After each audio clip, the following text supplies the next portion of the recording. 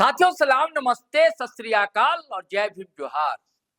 एक मुहावरा है दोस्तों, न घर के रहे न घाट के। और ऐसे मुहावरे सियासत में खूब चला करते हैं, धड़ल्ले से इसका इस्तेमाल किया जाता है। और आजकल 2-3 नेताओं को लेकर इसका इस्तेमाल बहुत ज्यादा ही हो रहा है। जैसे एक है टाइगर कोल्हान कहे जाने वाले चंपई सोरेन, और एक है सोरेन परिवार की बड़ी बहू सीता सोरेन। झारखंड मुक्ति मोर्चा को बाय बाय करके दोनों लोग चले गए थे भारतीय जनता पार्टी और दामन थाम लिया था। झारखंड विधानसभा चुनाव से पहले पहले पता नहीं क्या सपने दिखाए गए थे।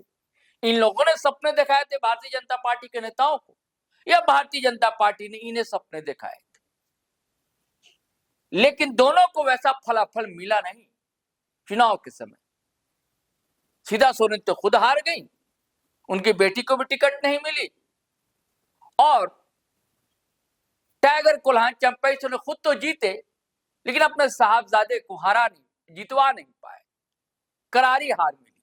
जब उपचुनाव हुआ घाटशिला का, तब भी टिकट तो मिल गई बाबूलाल सोरेन यानी उनके सुपुत्र को, लेकिन इस बार तो बहुत ज्यादा ही मतों से हार का सामना उन्हें करना पड़ा। और संगठन में भी ना पद मिला, ना कोई पदवी मिली, कुछ भी नहीं मिला, ना सीता सोरेन को ना चंपई सोरेन को। तो अब करें तो क्या करें? तो क्या चंपई सोरेन नई जमीन तलाश रहे हैं क्या? और जमीन अपने विधानसभा क्षेत्र, अपना इलाका कोल्हान को छोड़कर कोल्हांचल में चले आए और यहां राजनीति कर रहे हैं। वहां दिक्कतें आ रही हैं क्या? कोल्हान में तो घाटशिला, सरायकेला सब उनका इलाका है। भाई टाइगर कोल्हान कहे जाते थे, और इनकी राजनीतिक शुरुआत भी कह लीजिए सामाजिक आंदोलन से, जो झारखंड आंदोलन था कोल्हान से ही हुई है। यह सही है कि झारखंड मुक्ति मोर्चा की स्थापना का श्रेय कोल्हांचल को जाता है, लेकिन चंपई सोरेन की सियासत का आगाज होता है कोल्हान से। तो कोल्हान में अब कुछ नहीं कर रहे हैं। कोशिश पहले की राजधानी में, आपको पता है रिम्स 2 का मामला, उसकी जमीन पर। तो आजकल क्या बोकारो पहुंच गए हैं कोल्हांचल का। ये सब तस्वीर आप देख रहे हैं, बोकारो में बैठकें कर रहे हैं। पिछले दिनों भी आए थे, अभी फिर आए बोकारो, भीड़ इकट्ठा कर रहे हैं लोगों को, और गरज रहे हैं, बरस रहे हैं। और सवाल वही, यहाँ घुसपैठिए का सवाल नहीं उठा रहे। विधानसभा चुनाव के समय उसके बहुत बाद तक बांग्लादेशी घुसपैठियों का बड़ा सवाल उठा रहे थे, लगता चला नहीं वो मामला। तो वही बुनियादी सवाल जो झारखंड के विस्थापन के सवाल, पलायन के सवाल, ये हकीकत है कि कल कारखाने खुले तो लोग विस्थापित हुए, जिनमें आदिवासियों की अच्छी खासी तादाद है। कोल्हांचल के कहेंगे तो कुर्मी समुदाय की संख्या अच्छी खासी जो विस्थापित हुए हैं, और उन्हें अब तक मुआवजा नहीं मिल सका। 60 साल हो गए। तो ये नई जमीन तलाश हुई।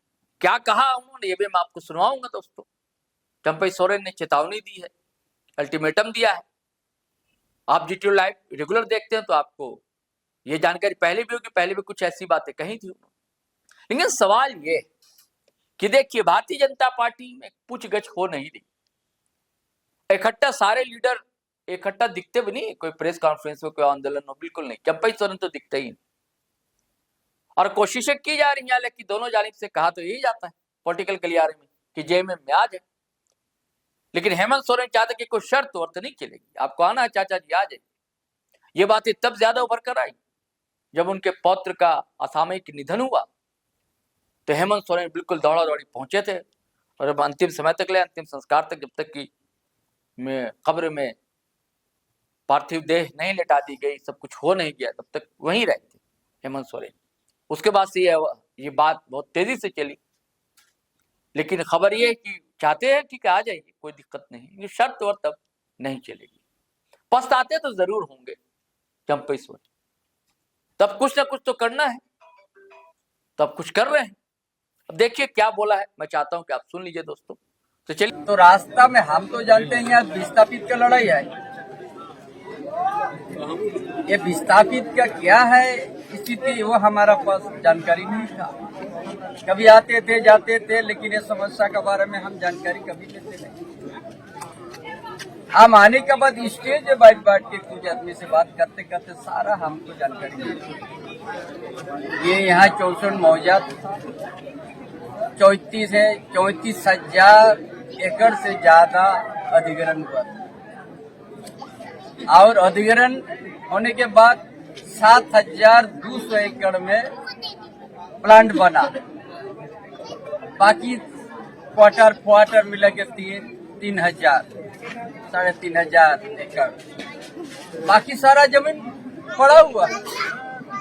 और 1960 में इसमें हम समझते कोई हम लोग उसमें जन्म नहीं लेता। हमारा उस समय 4 साल होगा। 65 साल आप लोग भोग किया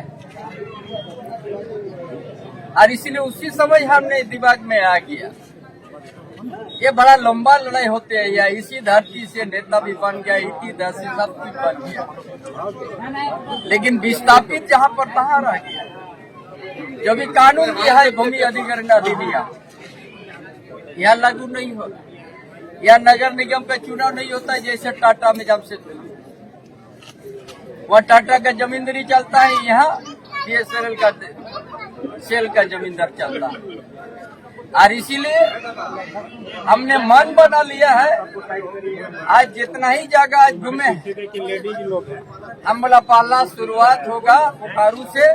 जितना ही खाली पड़ा हुआ जमीन सब किसान को वापस कर दिया जाएगा और जितना अप्रेंटिस और बहाली 100% करना होगा, उसमें कोई समझौता नहीं होगा। और इसका नेतृत्व विस्थापित समिति ही करेगा।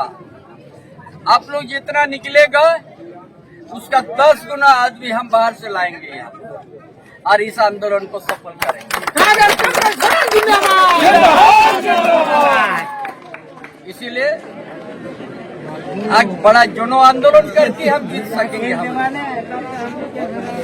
दूसरा, यहाँ पर हर नेतृत्व मिला हुआ है इसको शोषण करने का। इसीलिए एक जन आंदोलन ऐसा ताकत है, सबको हरा के और आंदोलन का जीत होगा, मेरा विश्वास है। इसीलिए आज ज्यादा कुछ नहीं कहेंगे। आप लोग इस इलाका सभी लोग हर संपर्क कीजिएगा और हम पूरा झारखंड से आदमी यहाँ लाएंगे और इस लाख संख्या में हम लोग उपस्थिति होंगे, ये आंदोलन को आगे बढ़ाएंगे और मुकाम तक पहुंचाने का काम करेंगे। तो साथियों, आपने सुन लिया। चलिए फिर नए वीडियो के साथ हाजिर रहूंगा, लेकिन आपसे गुजारिश है, आग्रह है कि अगर आपने हमारा चैनल सब्सक्राइब नहीं किया तो कर लीजिए और वीडियो हमेशा की तरह धड़ाधड़ फटाफट खटाखट शेयर कीजिए, लाइक कीजिए, कमेंट कीजिए। और हाँ, फेसबुक पर भी आइए, इसी नाम से हमारा पेज है। और वेबसाइट पर आते हैं तो और अच्छा, gtroadlive.com के नाम से हमारा वेब पेज है। तो चलिए चलते हैं, इजाजत दीजिए। जय हिंद, जय भारत।